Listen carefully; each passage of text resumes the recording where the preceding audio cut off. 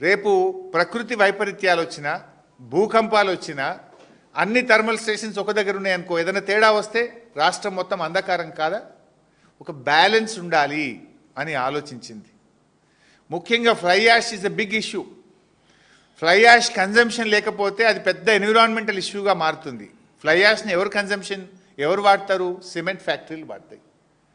దామర్చెర్ల దగ్గర దాదాపు 30 సిమెంట్ ఫ్యాక్టరీలు ఉన్నాయి. ఆ సిమెంట్ ఫ్యాక్టరీలు 100% ఈ ఫ్లై యాష్ను మేము వాడుకుంటాము అని అండర్టేకింగ్ ఇచ్చి ప్రభుత్వంతో అగ్రిమెంట్ చేసుకున్నారు. ఆ రోజు అక్కడ ఫ్లై యాష్ వినియోగం జరుగుతుంది. సిమెంట్ ఫ్యాక్టరీలు ఉన్నాయి. 1200 ఎకరాల ప్రభుత్వ భూమి ఉన్నది. కావలసిన కృష్ణా నది జలాలు ఉన్నాయి. అవసరమైతే పోర్టు నుంచి, అప్పటికి కోల్ లింకేజ్ లేదు, పోర్టు దగ్గర ఉంటుంది. పోర్టు నుంచి మనం ఇంపోర్టెడ్ కోల్ తెచ్చుకోవడానికి అనువుగా ఉంటుంది. బ్యాలెన్స్ ఉంటుంది. ప్రకృతి వైపరీత్యాలు భూకంపాలు వచ్చినప్పుడు కూడా విద్యుత్తు ఉత్పత్తి జరుగుతుంది. ఇబ్బంది రాకుండా చేసుకోవచ్చు.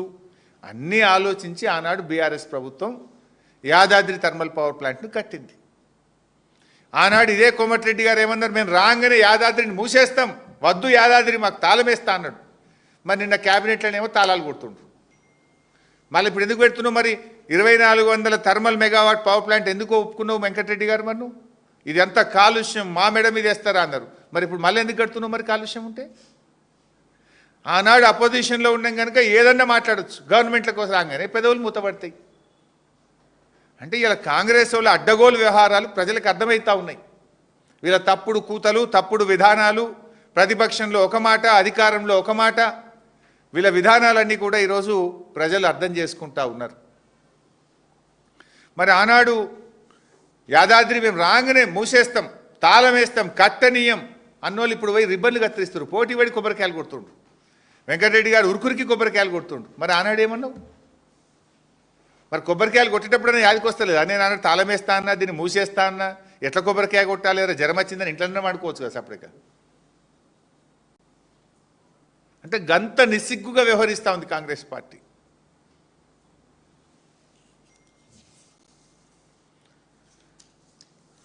ఇవాళ గ్రీన్ పాలసీ ఇందాక నేను చెప్పిన, ఇందాక మక్తల్ది కూడా చూడండి, ఒక పత్రికలో వచ్చిన వార్త ఇదో, తెరపైకి మక్తల్ థర్మల్ పవర్ ప్లాంట్. వాళ్ళు ఇంత స్పష్టంగా థర్మల్ అని చెప్పి ఇప్పుడేమో థర్మల్ మేము అనలేదు అని మాట మారుస్తారు. ఇక గ్రీన్ పాలసీ గాలికి పోయింది. కమిషన్ల కోసం కొత్త పాలసీ వచ్చింది. ఇప్పుడు ఇక 30%.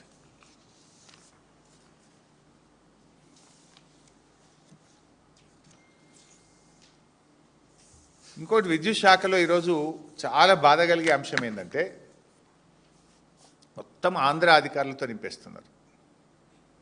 తెలంగాణ ఉద్యమం జరిగిందే, తెలంగాణ నీళ్లు మనకు, తెలంగాణ నిధులు మనకు, తెలంగాణ ఉద్యోగాలు మనకు. కేసీఆర్ గారు కష్టపడి 95% లోకల్ రిజర్వేషన్ ఉద్యోగాల్లో సాధించింది కేసీఆర్ గారు. కానీ ఇలా కాంగ్రెస్ ప్రభుత్వం వచ్చినాక అత్యంత కీలకమైనటువంటి పోస్టులలో ఈ విద్యుత్ విభాగంలో మొత్తం ఆంధ్ర అధికారులను నింపుతూ ఉన్నారు. నేను మచ్చుకు కొన్ని మీ ద్వారా ప్రజల ముందు పెట్టాలనుకుంటున్నాను. ఓన్లీ విద్యుత్ శాఖని, ఇంకా చాలా శాఖలలో చాలా ఉన్నారు. అసలు ఈ ప్రభుత్వం తెలంగాణ ప్రభుత్వం నడుపుతుందా, వెనక నుండి ఆంధ్ర ప్రభుత్వం నడుపుతుందా అని అనుమానాలు కలుగుతూ ఉన్నాయి వీళ్ళ అపాయింట్మెంట్లు చూస్తూ ఉంటే. వరుసబెట్టి ఆంధ్ర ప్రాంతానికి చెందిన వారిని అత్యంత కీలకమైన విభాగాల్లో ఇవాళ విద్యుత్ శాఖలో అపాయింట్ చేసినారు.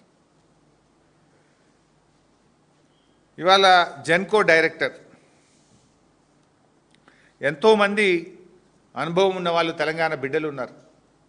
జెన్కోలో ఈ అంటే హైడల్ అండ్ థర్మల్ ప్రాజెక్టుల నిర్మాణము, నిర్వహణ ఎవరికి ఇస్తారు? జనరల్గా తెలంగాణ బిడ్డలు ఎవరన్నా జెన్కోలో పనిచేసే వాళ్ళకు, అంటే ప్రాజెక్టులు కట్టేటప్పుడు కానీ ప్రాజెక్టుల నిర్వహణలో ఉన్నటువంటి అనుభవజ్ఞులైన ఇంజనీర్లను తీసుకోవాలి. వీళ్ళు ఎవరిని తీసుకున్నారు? రాజశేఖర్ రెడ్డి గారని సింగరేణిలో పనిచేసిండు. ఆయన ఎన్నడూ జెన్కోలో పనిచేయలే, కరెంటుకు సంబంధం లేదు. సింగరేణిలో పనిచేసి రిటైర్ అయినటువంటి ఒక ఆంధ్ర ఉద్యోగిని తెచ్చి మన తెలంగాణ జెన్కో ప్రాజెక్ట్ డైరెక్టర్గా అపాయింట్ చేసిండ్రు. అంటే దీని వెనుక ఎవరున్నారు? ఈ అపాయింట్మెంట్ ఏ రకంగా తెలంగాణకు దోహదం చేస్తుంది, ఉపయోగపడుతుంది? ఆయన ఏమైనా నిష్ణాతుడా? అంటే కరెంటు డిపార్ట్మెంట్లో ఎన్నడూ పనిచేసింది సింగరేణిలో, రిటైర్ అయ్యాడు. ఆయనని తెచ్చి హైడల్ అండ్ జెన్కో ప్రాజెక్టు నిర్మాణానికి ఈ రాష్ట్రానికి డైరెక్టర్గా అపాయింట్ చేసిండ్రు. ఇది కీలకమైనటువంటి పదవుల్లో అనుభవం లేని పక్క రాష్ట్ర అధికారులను నియమించడం అంటే ఇది తెలంగాణ విద్యుత్ ఇంజనీర్లను, తెలంగాణ ఉద్యోగులను అవమానపరచడం. అట్లే జెన్కోలో ఇదైతే ఇంకా చాలా, నేను కూడా ప్రత్యక్ష సాక్షిని ఆ రోజు ఉద్యమంలో. చాలాసార్లు మీరు కూడా వచ్చిండ్రు, విద్యుత్ భవన్ దగ్గర ధర్నాలు చేసినాం మనం చాలాసార్లు. జెన్కోలో కుమార్ రాజా, ఈయన సమైక్యవాది. ఆనాడు విద్యుత్తు రంగ కార్మికులు పెద్ద ఎత్తున ఉద్యమం చేసేవాళ్ళు తెలంగాణ కోసం. చేసేటప్పుడు ఒకసారి విద్యుత్ భవన్ దగ్గర మేము కూడా పోయినాం, ధర్నాలు చేస్తుండే. అప్పుడు ఈయన కుమార్ రాజా ఆనాడు మన ఉద్యోగులను అవమానపరిచేవాడు. ఆనాడు మన